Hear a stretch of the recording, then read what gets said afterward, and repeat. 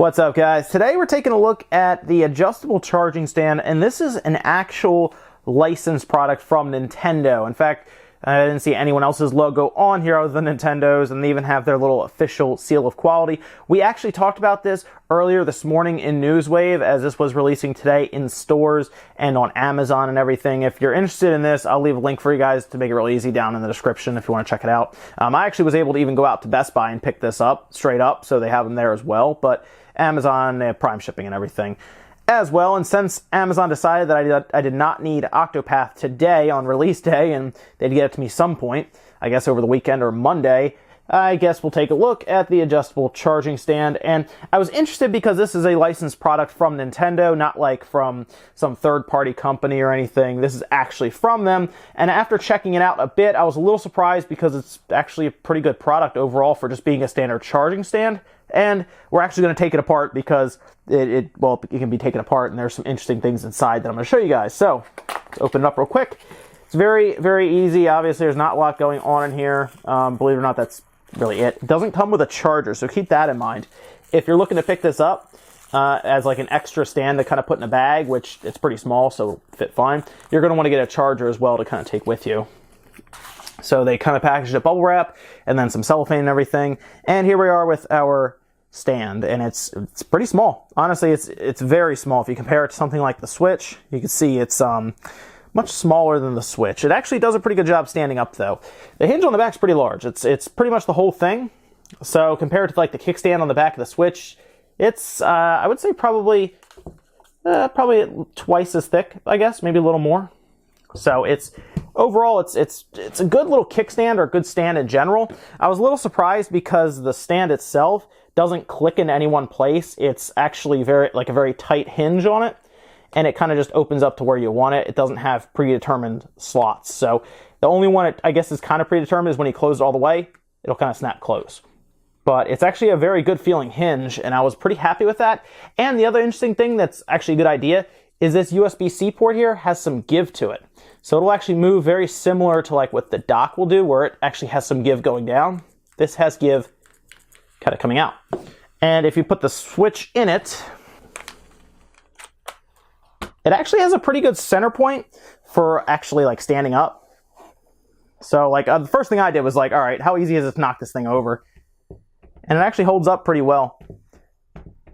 Seems to find itself pretty well. It doesn't do the best when it falls backwards over itself, obviously, or when it falls forward.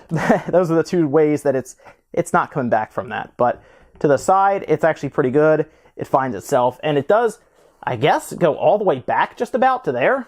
So it has a pretty good distance for like where the hinge can actually be. So it has actually pretty good amount of angles to it. Now, it works fine as a charging stand and everything. It works well. It has one pass through here. It does not have HDMI out or extra USB ports or anything. They do have other docks that do that, but I guess if you want a licensed, official Nintendo branded stand, this is pretty much it. I originally didn't think this was going to be a tech wave at all, but when I saw some of the extra stuff that went into it, like the actual port that will move, and then 4 tri-wing screws on the back, actually, I was like, yeah, let's take it apart and see what's going on in here. The bottom actually even has rubber, very, very sticky rubber pads on the bottom to kind of hold it. And I was like, yeah, why not? Let's take it apart and see what's going on inside. Why not? It has a pass-through for power. I guess it could be kind of interesting, even if there's like, I guess, a Tech Wave Mini, as they're probably only going to be 4 screws. Let's see what goes into this $20 charge stand. Okay, all the screws are out, and it seems to be kind of opening kind of this way. Oh, I see. It's like it's kind of around it. So this was fun. After getting the screws off, I realized this stand was in the way, so I actually had to pry the stand off. They had it set up pretty well so that it wouldn't come off. So I had to do a little bit of, I guess, convincing to it to get it off of there. But now that that's off, there's actually a few things that are pretty interesting about it after getting it to this point where that back shielding come off. It does use springs, as you see here, that pushes against the bottom so that this can actually move around freely. So it is technically in there, but it's screwed into a platform that is actually on a hinge that these springs will actually put tension against. So it will actually stay put despite not actually really being screwed into anything on the whole plastic body. And we're going to actually pull these springs out, I guess, because I don't need them anymore in there right now. And it's going to let us take a look at actually our charge port and then board here for this charge port. So they're just held in with Phillips head screws that come right out. This is a little more than I honestly thought would be in a charge stand. There's a little more here than I thought, which is, I guess, a good thing. So that'll go right over there. That's fine.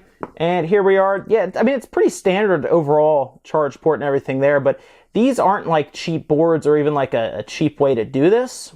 So I have to say I'm actually pleasantly surprised overall. I mean, I guess I'm so used to opening like, you know, third-party stuff that's built very cheap. This is actually a pretty good piece of, this is actually not bad. So this is the entirety of it, really. There's only 2 boards. It only has to pass through the power here to here. So generally you do that through a ribbon cable. We saw that in the dock itself that was set up pretty well as well. This is set up very similarly. So yes, first party, I know we talk about it, is generally the best way to go when it comes to accessories. But this in particular is designed and built pretty well. We've taken apart Nyko stuff before, and I've been okay on it. This is actually pretty solid quality-wise. So if you're curious, or I guess you want a decent charge stand, I would go with this one. It's first party. It's 20 bucks. Honestly, it's pretty good quality-wise, and I like the idea of the USB-C port here that your Switch does plug into is actually able to move around, so it's not easy to just kind of snap off.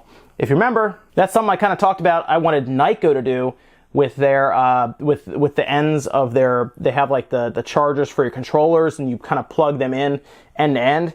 Well, theirs don't have any give to it, and I've always been worried about that. So I like the idea of this being able to kind of pivot and move as it needs to. So good job, Nintendo. It's a good, I mean, overall, it's a good charge stand for 20 bucks. It's not bad, and I like the kickstand, and the overall quality of it's good. 20 bucks, not bad.